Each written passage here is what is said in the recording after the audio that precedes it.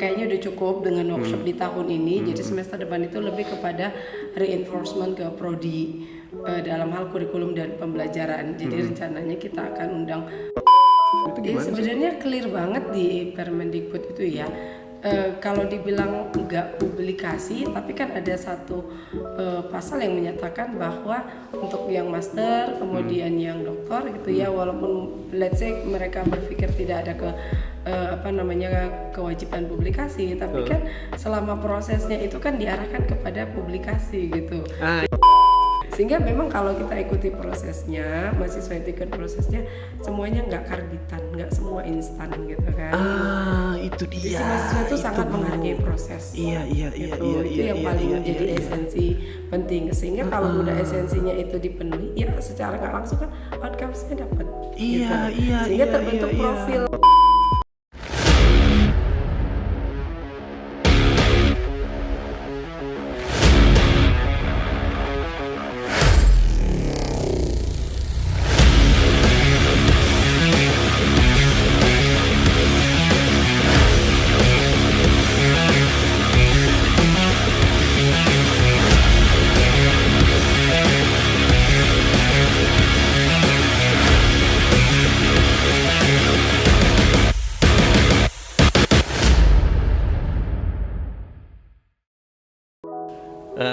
Assalamualaikum warahmatullahi wabarakatuh. Selamat pagi, siang, sore, dan malam. Hai Proaksir semua.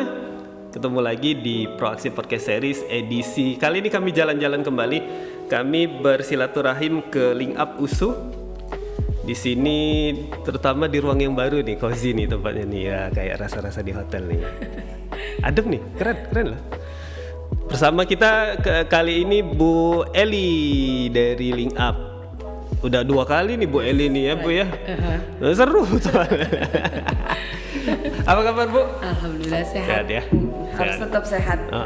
Ya itu memang harus. Tapi kita ini masih santai-santai ya Bu ya. Sebenarnya enggak sih ya. Enggak ya? Iya. Kalau ya, sekarang memang lebih gitu ya? repot sibuk karena harus ngerevisi lumayan banyak dokumen dan target harus selesai paling lama minggu depan. Ayo. Karena kan penyesuaian Permendikbud yang baru ya. Iya. Tahun 2023. Jadi implementasinya paling lama itu Agustus 2025. Jadi mau nggak mau prodi harus segera revisi kurikulum. Bener. Jadi harusnya kan bulan ini masih bulan liburan nih kan Bu? Deh, kayaknya kita juga sambilan revisi kurikulum harus update RPS itu nomor 1. Kemudian prepare bahan ajar, lagi prepare buat buku 1 buku ajar. Mudah-mudahan targetnya sih bisa rampung bulan ini kan, biar bisa dipakai juga di next semesternya. Itu sih prioritas utama. Plus ada sih draft paten yang harus direvisi soon. Kalau enggak nanti aduh sayang gitu loh kalau nggak segera. Iya kan harusnya kan bulan Juli ya Bu ya. Juli, Agustus itu kan harusnya waktunya liburan ya. Kemarin nggak ada libur iya. Bulan Juli kemarin kan heboh ya Bu ya. Kejar-kejaran mahasiswa ujian sidangnya. Bener. Ini sekarang ujian kita ngerevisi kurikulum segala macam. Waduh. Kayaknya dosen nggak pernah libur deh Pak. Iya. Tapi kalau dosen zaman dulu bisa libur Bu. Kenapa sekarang nggak bisa ya? Nggak bisa, karena kan kalau kita lihat zamannya sudah sangat berubah ya. Kalau istilah sekarang transformasi pendidikan tinggi. Jadi tapi masa nggak ada libur? Insya Allah belum ada libur. Kalau libur, karena pernah mikir gitu ya, Sabtu Minggu tuh kayaknya pingin libur gitu. Bener. Tapi kepikiran gini justru Sabtu Minggu tuh lebih produktif dibandingkan hari biasa karena kan kita betul-betul seharian di rumah gitu ya. Jadi tapi undangan Bu? Kadang ada juga yang terskip, kadang ada yang diikutin juga. Jadi harap maklum lah gitu ya. Nggak tahu ya saya. Iya. Memang sih diusahain kalau bisa datang. Kalau memang tidak ada kerjaan yang memang harus diselesaikan. Tapi kalau ada kerjaan yang harus diselesaikan itu jadi priority. Iya sih. Undangan ya. Mohon maaf juga lah jadinya. Iya, ini kami juga sebenarnya ngundang ya seperti biasa. Kalau ngundang Bu Eli ini jadwal tunggunya berapa lama? Maaf ya. Tapi nggak apa-apa, yang penting jadi gitu ya. Sesuai janji. Ya justru ini liburan gini kesempatan kami di Link Up ngadain workshop. Oh, workshop apa, Bu? Iya, ini hari Selasa depan tuh ada workshop portofolio. Oh, portofolio. Kemudian di 2 minggu lalu itu ada workshop research based teaching and learning. Minggu lalu, bulan lalu ya, itu juga ada workshop penyesuaian kurikulum yang magister dokter, terutama untuk pasca untuk yang Permendikbud 53 tahun 2023. Jadi justru liburan gini tuh yang lebih efektif karena prodi dosen itu lebih concern kan, dan nggak diganggu mahasiswa sana sini ya Bu ya. Nah itu yang sih sebenarnya hikmahnya kalau pas lagi libur gini bisa buat workshop dan dosennya bisa lebih konsentrasi. Tapi kalau untuk workshop itu memang biasanya untuk libur-libur kayak gini memang ini apa ya? Memang sering dibuat atau memang untuk setahun ini aja? Memang sih kita di Link Up buat program gitu kan, udah kita plan untuk selama setahun. Kita udah buat timelinenya. Jadi kalau untuk yang workshop seperti ini kita usahakan di liburan, termasuk yang kegiatan pekerti AA gitu ke yang butuh waktu lama untuk dosen partisipasi ya kita buatnya di pas liburan. Iya, gitu. Asik juga tuh Bu kalau AA pekerti pas liburan. Kan nggak terganggu kelas. Bener, dan gitu. Tugasnya juga bisa selesai lebih cepat ya, jadi efektif dan efisiensi. Bener. Karena kan kadang kan butuh waktu ya kalau ikut program upskilling kayak gini kan dia kan butuh PR-nya kan banyak kan. Outputnya. Iya, outputnya iya kan. Bener. Gitu. Iya. Kemudian Bu, yang di Link Up ini yang seru-seru program berikutnya apa lagi nih kira-kira ke depan? Alhamdulillah karena mungkin di Link Up itu udah terjadwal ya. Jadi kita udah hampir selesai dengan pelaksanaan workshop semuanya. Yang next. Oh, untuk semester depan nggak ada lagi? Next semester depan kita kayaknya udah cukup dengan workshop di tahun ini. Jadi semester depan itu lebih kepada reinforcement ke prodi dalam hal kurikulum dan pembelajaran. Jadi rencananya kita akan undang prodi by prodi gitu ya. Jadi ya alhamdulillah kan kita udah dipersiapkan pihak universitas, Pak Rektor udah membangun ruangan sebagus ini. Ya kita juga kan biar kenalin dosen-dosennya juga ruangan yang ada di Link Up. Jadi kita mengundangnya by prodi. Jadi kami juga pengen kayak gini. Kayaknya ekonomi juga bagus ya. Iya sih. Pengen kayak Fakultas ekonomi bisnis juga bagus kan ruangannya gitu. Ya kepengen kayak gini keren. Jadi semua dosen dilibatkan. Kalau di awal kan workshop hanya Kasek Prodi dan tim kurikulum, nextnya semua dosen gitu.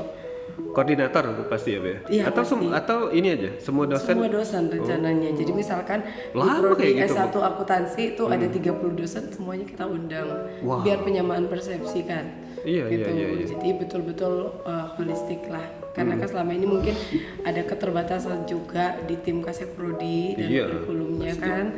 Jadi kita pikir kayaknya tahun depan itu harus semua dosen biar nyatuin visinya juga. Benar. Apalagi kan kita ini juga kalau kami di akuntansi itu insya Allah tahun depan lah akreditasi lah member. Oh benar. Harusnya sih tahun ini cuma ada kendala di beberapa hal jadi yang akuntansi aja nanti mundur tahun depan ya, tapi nggak apa-apa lah, bernapas dulu. Iya, mungkin bisa preparationnya lebih prepare. Karena kita juga kan udah hampir berapa ini juga mau evaluasi kurikulum lagi kan. Yap, benar. Jadi kalau kita lihat sih di S1 enggak terlalu signifikan ya perubahannya, malah justru lain. Iya, benar. Jadi kalau penyesuaiannya enggak bisa dibilang sih enggak, hampir tidak ada. Hanya mungkin reinforcementnya di S1 bahwa OBE itu harus benar-benar diterapkan secara holistik lah. Tadi saya bilang bukan hanya dari kurikulumnya doang kan, siklus OBE-nya kan OBE kurikulum, kemudian OBLT-nya, learning and teaching-nya, OBAI-nya, assessment dan evaluation-nya. Jadi mudah-mudahan tahun depan itu kalaupun ada perubahan, prodinya nggak goyang kali gitu ya. Mudah-mudahan lah, bertahap lah, bertahap. Karena udah ada enforcement, udah strong gitu ya. Iya, kuat, gitu. Kalau kemarin periode yang lalu kan kita agak gelagapan itu kan karena kan ya itu kan tiba-tiba berubahnya itu. Something new untuk kita kan. Iya. Sementara kan kalau yang baru itu kan harusnya bit by bit lah gitu kan seharusnya. Jadi kita tuh lebih ngerasakan feel-nya gitu.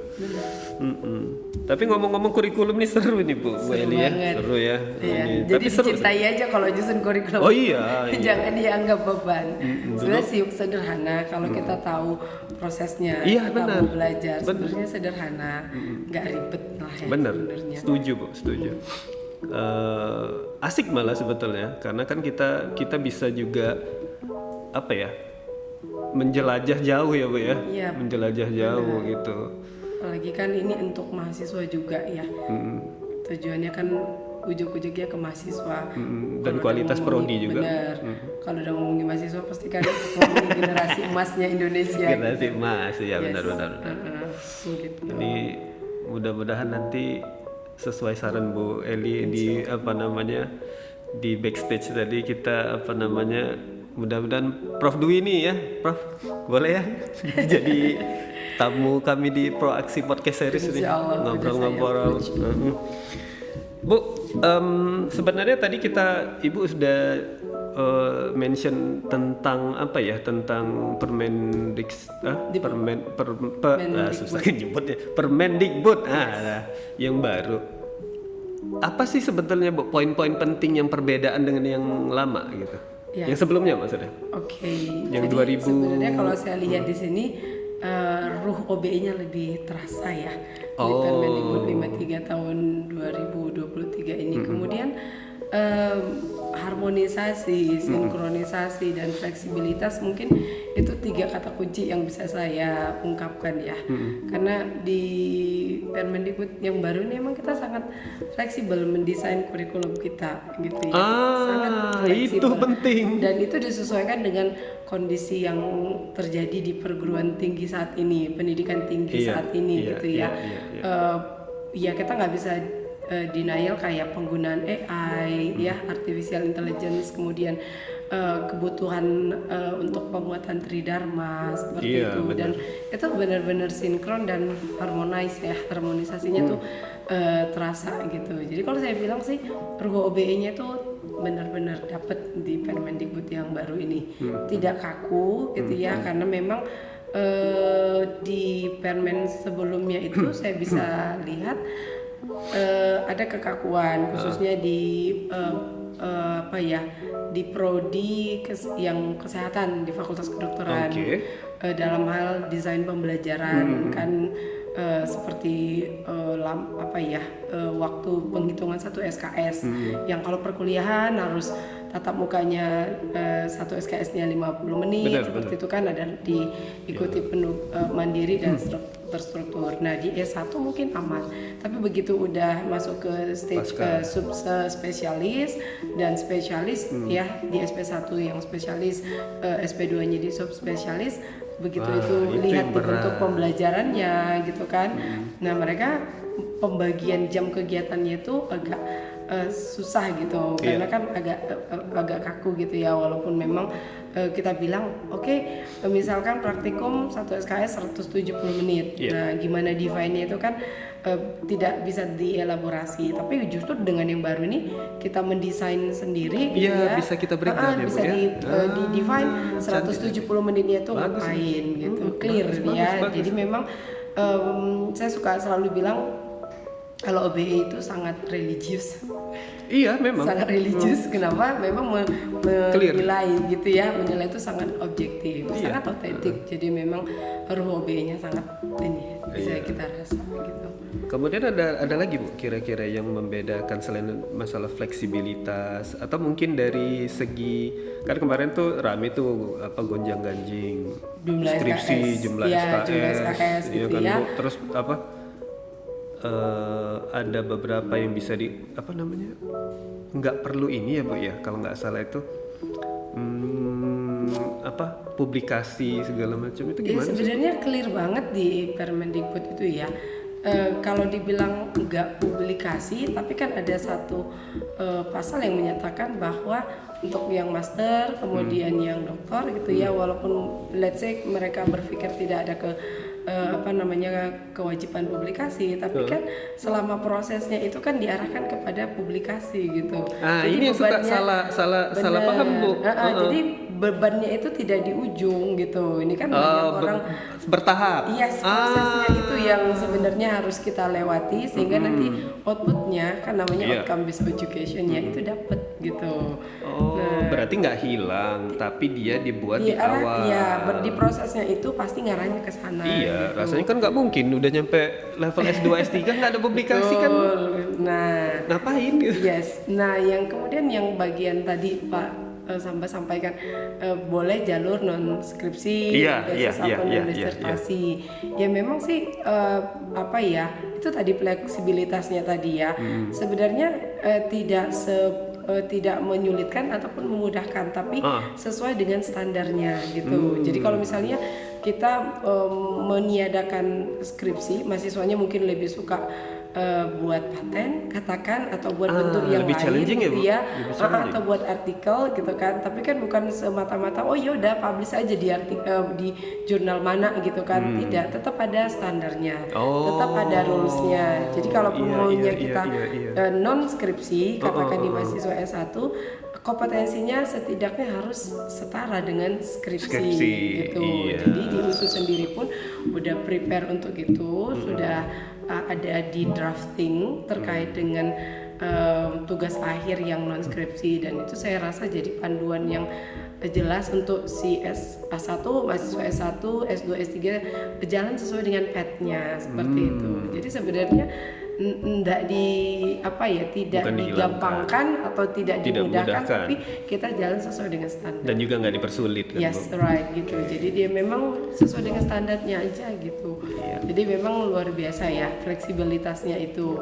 Ya mungkin kan apalagi mahasiswa yang dia udah punya pengalaman di luar ya, di industri gitu. Kadang kalau kita flashback atau mungkin refleksi ke situasi yang ada di prodi, itu mungkin mereka berpikir loh ini sudah saya dapatkan di dunia kerja, ngapain lagi saya pelajari gitu kan. Makanya juga memang adaptasinya itu yang perlu dilakukan di prodi. Jadi dibutuhkan inovasi sebenarnya di dalam prodi ini, inovasi dan transformasi untuk bisa menyesuaikan perubahan yang ada di luar ya, kebutuhan pasar. Jadi kalau saya bilang saya suka mengambil ini ya istilahnya Prof Dwi itu tailor made gitu. Tailor made itu istilah kami kalau ngerancang sistem. Yes, tailor made gitu ya. Jadi bukan maunya prodi gitu, tapi apa yang dibutuhkan oleh dunia stakeholder. Iya, jadi kalau sesuai industri ini kayaknya relatif ya Bu ya, benar juga tuh, seru tuh, karena kan stakeholder kita tuh kan mungkin beda-beda ya Bu. Kayak misalnya contoh lah, misalnya kayak di pemerintahan gitu ya, mungkin kan beda jauh kan Bu ininya, nature-nya dengan misalnya kayak yang industri, misalnya kayak sekarang yang lagi fenomenal kayak, boleh nyebut merek dah? Oh nggak boleh? Titkan aja kan bisa. Iya kan? Misalnya artinya prodi bisa ada power untuk meng-create kurikulum itu berdasarkan kehendak mereka. Ya, betul itu gitu. Yang makanya di perguruan tinggi juga punya namanya standar kan gitu ya. Jadi di bagian penyusunan kurikulum itu ada namanya evaluasi kurikulum. Nah, kita kan melakukan survei FGD ya. Yes. Kita ngundang segala macam stakeholder. Kemudian kan kita akan lihat mappingnya. Gitu, apa persamaan yang tadi Pak Samba bilangnya di pemerintahan tuh butuh apa, di industri katakan yang non pemerintahan ya, non government itu seperti apa. Kita lakukan mapping seperti itu, apa perbedaannya, apa persamaannya, apa yang paling dibutuhkan. Apa yang dibutuhkan. Nah, jadi prioritasnya itu tetap ada Plus kita tetap harus lihat apa yang menjadi standar, jadi bukan ujuk-ujuk langsung kita ambil gitu ya. Enggak, kita jadi di perumusan kurikulum itu sangat clear. Di awal itu harus sangat kuat foundationnya. Ketika kita akan melakukan evaluasi kurikulum seperti itu, minta masukan dari berbagai stakeholder. Nah kemudian setelah kita melakukan mapping seperti itu, dan di tim prodi sendiri itu harus kuat. Seperti itu harus kuat. Nah kalau solid timnya pasti jadi kurikulum yang sangat sangat fit lah ya untuk kebutuhan di industri kah, di pemerintah kah, seperti itu. Nah baru kita mau bangun nih seperti apa profilnya di prodi kita, apa CPL yang harus dipenuhi. Nah CPL ini yang jadi ruhnya OBE tadi itu. Iya, benar. Kita memastikan bahwa seluruh CPL yang didesain kurikulum itu akan dipenuhi oleh si mahasiswa pada saat dia tamat, seperti itu. Nah, pada saat kita udah merumuskan CPL, kita akan berpikir bagaimana kita menjamin CPL tersebut bisa dipenuhi dari segi asesmennya, dari bentuk pembelajarannya, dari segi kontennya.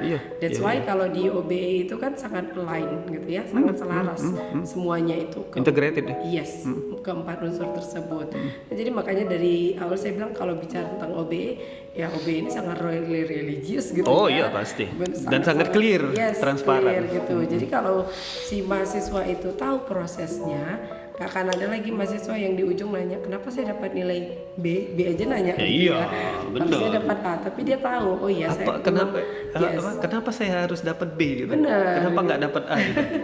Jadi dia tahu kenapa dia deserve dapat grade tertentu gitu kan. Jadi prosesnya. Sehingga memang kalau kita ikuti prosesnya, mahasiswa itu ikut prosesnya, semuanya nggak karbitan, nggak semua instan gitu kan. Itu dia. Jadi si mahasiswa itu sangat menghargai proses. Iya. Itu yang paling menjadi esensi penting. Sehingga kalau udah esensinya itu dipenuhi, ya secara nggak langsung kan outcomes-nya dapat. Sehingga terbentuk profil gitu, profil apa gini. Kalau USU punya profil bintang, punya profil talenta. Itu terbentuk gitu. Jadi itulah menjadi penciri khas mahasiswanya USU dengan mahasiswa lain gitu. Iya, kalau sekarang ini kan fenomenanya masih tetap setahun, 2 tahun, 3 tahun belakangan ini kan siapa cepat dialah yang terhebat. Kalah dong kita nanti sama artificial intelligence. Iya, lebih kalah. Pasti kalah udah gitu. Kalah. Tapi kalau kita nggak benar menggunakannya kan kita justru jadi victims ya. Oh iya, pasti dong. Karena kan gini juga Bu, ada yang ada beberapa artikel saya baca beberapa minggu yang lewat. Dia tuh cerita bahwa memang semakin zaman semakin sini kan maka proses itu akan semakin dipercepat gitu kan Bu. Yes. Oke, itu kita bisa terima. Tapi ya mungkin kebanyakan ya bukan hanya generasi Z aja ya Bu, ya mungkin orang-orang yang generasi sebelumnya juga jadi terikut gitu kan, kepengen semuanya instan. Seperti Ibu sampaikan tadi, semua mau karbitan. Saya tuh ingat kata guru saya gini, Sambas katanya, kamu tahu nggak katanya, nasi itu ada waktunya supaya bisa dimakan. Saya tuh temen iya kan Bu. Sementara kok orang-orang zaman now, saya nggak bilang ini ya Bu ya, nanti diprotes pula nanti gitu ya kan dong. Nanti kok kami aja kena ini, padahal banyak sih bagus tuh masih banyak. Dia kepengen itu, Pak, kalau bisa cepat kenapa harus lambat ya? Makanya saya balik lagi, kamu tahu beras itu bisa langsung kamu makan? Atau misalnya oke lah, kamu let's say kamu masak gitu kan, kamu pakailah dia penanak nasi, oke. Apakah langsung bisa dimakan saat itu juga? Ya enggak lah Pak, ya itulah kamu. Jadi kalau kita lihat sebenarnya gini ya Pak ya, di semuanya kan pasti punya standarnya. Iya. Kan gitu. Iya. Kalau orang ikut rulesnya, ikut standarnya, pasti nggak akan terjadi. Iya. Jadi pemerintah kita juga kan sebenarnya membuat standar itu dengan tujuannya itu kan seperti itu. Semua jalan sesuai dengan standar. Nah kalau misalnya terjadi hal-hal yang seperti itu ya memang kita berarti tidak follow standar. Jadi standar itu bukan sesuatu hanya sekedar dokumen gitu ya. Iya, atau sekedar formalitas aja kan Bu? Administrasi gitu ya, tapi memang harus kita jalankan. Iya. Yang di Permendikbud 53 tahun 2023 itu ada standar penjaminan mutu gitu ya. Berarti kan kalau kalian ikut standarnya terjaminlah mutu kalian. Kan gitu, butuh dapat. Gitu. Ini kalau misalnya mau cara keluar standar ya pasti nggak dapet. Gitu. Sesimpel itu aja kan Bu. Gitu. Jadi kan kalau ikut standarnya kita jalankan, ya pasti kita akan ya secara nggak langsung mutunya juga akan kita gain gitu ya. Gitu. Ya jadi harusnya kalau ini dijalanin luar biasa ya Bu ya, luar biasa. Jadi setelah standarnya dapat kan kita harus lengkapi dengan sistem. Itu tadi dia. Karena kita kan hidup dengan zaman yang serba cepat tadi yang meminta mahasiswanya kalau bisa cepat kenapa enggak gitu ya. Ya semuanya kalau udah by sistem pasti nggak akan ada ya namanya kerjaan menumpuk gitu ya. Karena sebenarnya sudah ada SOP-nya berapa hari harus selesai kan gitu ya. Berapa hari si mahasiswa ngajukan judul, kemudian berapa hari harus di-ACC dan kapan sempro, kapan dapat dia pembimbingnya, berapa lama dia harus selesai untuk proposal, berapa lama dia harus seminar hasil dan seterusnya seperti itu. Jadi kalau udah ada standarnya ya dilengkapi dengan namanya sistem. Kita hidup di daerah digitalisasi gitu ya, nggak bisa kita hindari yang namanya otomatisasi itu harus jalan gitu. Nah, jadi mungkin dengan adanya sistem mendukung justru lebih dapat kualitas mutunya ya unggul gitu. Melampaui. Proses ya Bu ya, jadi kata kuncinya harus proses ya. Oke, Bu. Jadi kita beralih ke topik yang sedikit lagi yang yang lagi menarik juga ini Bu. Masalah kalau untuk penelitian ini sebenarnya dalam OBE itu gimana Bu posisinya? Kalau kita baik dosen maupun mahasiswa. Ya kalau saya bilang kan dia sudah Tridharma itu kan integrated gitu ya, integrated. Jadi kalau yang paling simpel misalnya kalau bicara tentang penelitian di program pemerintah tuh ada MBKM penelitian juga seperti itu. Jadi artinya tidak berdiri sendiri. Jadi apa yang kita lakukan di dalam kelas itu juga bisa menjadikan satu bagian dari penelitian gitu. Jadi luarannya gitu. Ya artinya nggak hanya di kelas aja kan Bu ya? Tidak aja di kelas. Jadi kalau sebenarnya dengan adanya pendidikan ataupun pengajaran itu justru bisa outputnya ke arah penelitian gitu kan. Jadi integrasi tidak bisa kita bilang pengajaran itu utama atau penelitian utama, dua-duanya punya posisinya masing-masing. Artinya bisa jadi dua resiprokal kan. Jadi kalau misalnya ya sekarang tuh justru lebih clear jelas ya. Di sister kita itu kan untuk dosen dijelaskan apa pohonnya, apa cabangnya, benar itu supaya ada keselarasan juga. OBE itu kan akan menjunjung yang namanya keselarasan gitu. Kita buat apa hasilnya jadi apa gitu kan. Jadi semuanya sangat clear sebenarnya. Kalau dikatakan tentang publikasi ya mahasiswa itu kan risetnya itu juga munculnya dari proses pembelajaran kan, proses pembelajaran. Gak mungkin dia buat penelitian yang tidak ada kaitannya dengan proses yang sudah dia lewati di pembelajaran seperti itu. Karena begini Bu, kami pernah dengar gitu, untuk apalah mahasiswa ini kan nggak semua jadi akademisi gitu kan. Cuma saya bilang gini, agak aneh juga kalau misalnya nggak jadi akademisi. Jadi selama ini anak-anak kuliah ini di mana gitu? Kan di kampus kan berarti akademisi gitu. Gimana? Ya kan mungkin itu udah sangat jelas ya. Di kurikulum kan kita mendesain yang namanya CPL, capaian pembelajaran lulusan seperti itu. Kita memberikan mereka bekal kompetensi, sikapkah, keterampilan, pengetahuan yang dia nanti akan jadi seperti apa perannya di masyarakat. Ya kalau ada mahasiswa kita yang ternyata jadi akademisi seperti itu, berarti kan memang kompetensi itu sebenarnya sudah ada di kurikulum. Tapi kita tidak bilang harus jadi akademisi ya, tidak seperti itu. Nah apalagi mahasiswa generasi sekarang kan, Iya. dia punya passion sendiri, saya mau jadi apa, seperti itu. Jadi kita membekali seperti itu. Jadi akademisi itu membekali dia untuk jadi misalnya praktisi di industri gitu kan Bu? Right. Itu dia kata Jadi kalau kuncinya. jadi perumusan kurikulum itu sangat Clear. ya. Jadi memang alurnya sangat jelas, profil, kemudian CPL-nya. Nah kita yang si dosen ini berinovasi dan beradaptasi itu wajib. Inovasi, adaptasi itu seru wajib. nih, Bu, Jadi jangan inovasinya. jadi orang yang resisten.